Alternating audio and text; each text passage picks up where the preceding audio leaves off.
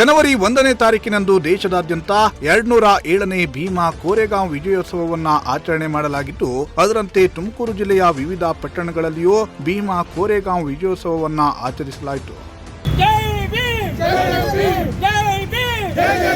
ಪಾವಗಡ ಪಟ್ಟಣದಲ್ಲಿ ದಲಿತ ಸಂಘಟನೆಗಳ ಮುಖಂಡರು ಕೋರೆಗಾಂವ್ ವಿಜಯೋತ್ಸವವನ್ನು ಆಚರಿಸಿದರು.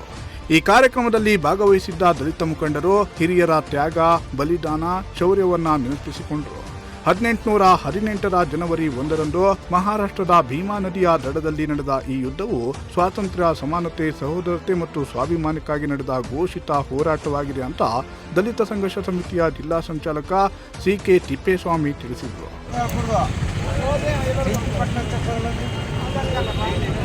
ಯುದ್ಧವನ್ನು ಪ್ರಾರಂಭ ಮಾಡ್ತು.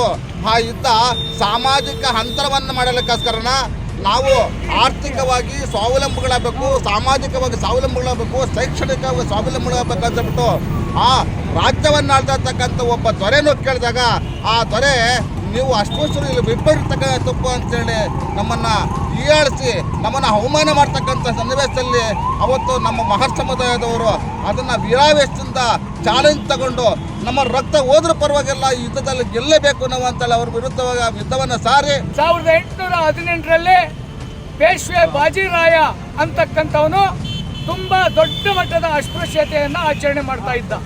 ಅದು ಹೆಂಗೆ, ನೀರು, ಊಟ, ಹಸಿವು ಏನೂ ಲೆಕ್ಕಿಸದೆ ಸುಮಾರು ಅಲ್ಲಿ ಏನು ಯುದ್ಧ ನಡೀತೈತೆ, ಎಲ್ಲಿ ಭೀಮಾ ತೀರದಲ್ಲಿ ಕೊರೆಂಗಾವದ ಅಲ್ಲಿಗೆ ಸುಮಾರು 27 ಕಿಲೋಮೀಟರ್ ದೂರದಿಂದ ಕಾಲಿನಡಿಗೆಯಲ್ಲಿ ನಡ್ಕ ಬರ್ತಾರೆ. ಅವ್ರದ್ದು ಅಶ್ವದಳ ಎಲ್ಲ ರೀತಿಯ ವ್ಯವಸ್ಥಿತವಾದ ಅಸ್ತ್ರಗಳನ್ನು ಪಡೆದೇ ಇರ್ತಕ್ಕಂಥ ಒಂದು ಸೈನ್ಯದ ವಿರುದ್ಧ ಇವರು ಏನೂ ಇಲ್ಲದೆ ಇರ್ತಕ್ಕಂಥವ್ರು ವೀರಾವೇಶದಿಂದ ಹೋರಾಟ ಮಾಡ್ತಾರೆ. ದಲಿತ ಮುಖಂಡ ಕನ್ನಮೇಡಿ ಕೃಷ್ಣಮೂರ್ತಿಯವರು ಪೇಶ್ವೆಗಳ ಆಡಳಿತದ ಅಸ್ಪೃಶ್ಯತೆ ಮತ್ತು ಜಾತಿ ಭೇದದ ವಿರುದ್ಧ ಮಹಾರ್ ಸೈನಿಕರು ನಡೆಸಿದ ಕೆಚ್ಚೆದೆಯ ಹೋರಾಟ ಮಾನವೀಯ ಮೌಲ್ಯಗಳ ಪರ ಹೋರಾಟವಾಗಿತ್ತು ಅಂತ ಅಭಿಪ್ರಾಯಪಟ್ಟರು.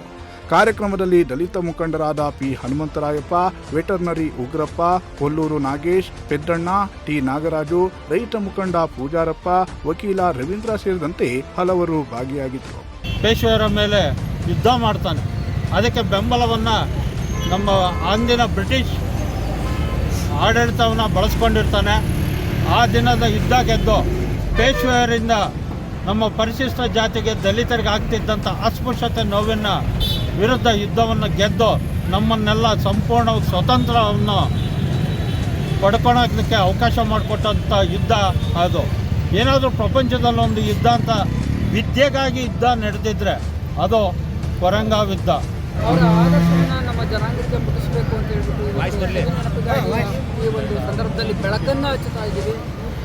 ಯುದ್ಧಗಳು ಈ ಪ್ರಪಂಚದಲ್ಲಿ ಎಷ್ಟೋ ಯುದ್ಧಗಳು ನಡೆದಿರ್ಬೋದು, ಆದರೆ ವಿದ್ಯೆಗಾಗಿ ನಡೆದಂಥ ಈ ಯುದ್ಧ ಬಹಳ ಮಹತ್ವಪೂರ್ಣವಾದದ್ದು. ಈಗ ಈ ಯುದ್ಧವನ್ನು ನಮ್ಮ ಇತಿಹಾಸದ ಪುಟಗಳಲ್ಲಿ ಸೇರಿಸಬೇಕು, ಇತಿಹಾಸದಲ್ಲಿ ಸೇರಿಸಬೇಕು. 1ನೇ ಯುದ್ಧ, 2ನೇ ಯುದ್ಧ, 3ನೇ ಯುದ್ಧ, ಈ ಥರ ಯುದ್ಧಗಳು ನಡೆದು ಅವು ಇತಿಹಾಸದಲ್ಲಿದ್ದಾವೆ.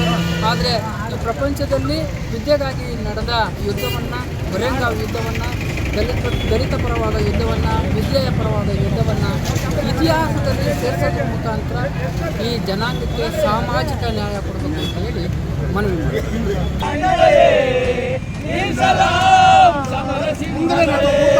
ಇನ್ನು ತುರುವೇಕೆರೆ ಪಟ್ಟಣದಲ್ಲಿಯೂ ಕೋರೆಗಾಂವ್ ವಿಜಯೋತ್ಸವವನ್ನು ಆಚರಿಸಲಾಯಿತು. ನಗರದ ಅಂಬೇಡ್ಕರ್ ಭವನದ ಮುಂಭಾಗ ಕಾರ್ಯಕ್ರಮವನ್ನು ಹಮ್ಮಿಕೊಳ್ಳಲಾಗಿತ್ತು. ಈ ವೇಳೆ ಮಾತನಾಡಿದ ಸಮಾಜ ಸೇವಕರಾದ ಕಲ್ಕೆರೆ ರಘು, ಭೀಮಾ ಕೋರೆಗಾಂವ್ ಒಂದು ನೆನಪು. ಬಾಬಾ ಸಾಹೇಬರು ಪ್ರತಿ ಬಾರಿ ಭೇಟಿ ನೀಡುತ್ತಿದ್ದ ಸ್ಥಳಗಳ ಪೈಕಿ ಕೋರೆಗಾಂವ್ ಕೂಡ ಒಂದು. ದಾಸ್ಯದ ವಿರುದ್ಧ ಹಾಗೂ ಮನುವಾದಿಗಳ ಅಮಾನವೀಯ ಶೋಷಣೆಯ ವಿರುದ್ಧ ಮೊಟ್ಟ ಮೊದಲ ಬಾರಿಗೆ ಸ್ಫೋಟಗೊಂಡ ಈ ಹೋರಾಟವು ಭಾರತದ ಪಾಲಿಗೆ ಮೊದಲನೇ ಸಾಮಾಜಿಕ ಸ್ವಾತಂತ್ರ್ಯ ಸಂಗ್ರಾಮವೆಂದೇ ಹೆಸರಾಗಿದೆ ಅಂತ ಹೇಳಿದರು. ಕಾರ್ಯಕ್ರಮದಲ್ಲಿ ದಲಿತ ಸಂಘರ್ಷ ಸಮಿತಿಯ ತಾಲೂಕು ಸಂಚಾಲಕ ಕೃಷ್ಣ ಮಾದಿಗ, ಶಿಕ್ಷಕ ನೀರಗುಂದ ಮಹೇಶ್, ದಲಿತ ಮುಖಂಡರಾದ ಕುಣಿಕೇನಹಳ್ಳಿ ಜಗದೀಶ್, ರಾಮಚಂದ್ರಪ್ಪ ಸೇರಿ ಹಲವರು ಭಾಗಿಯಾಗಿದ್ದರು.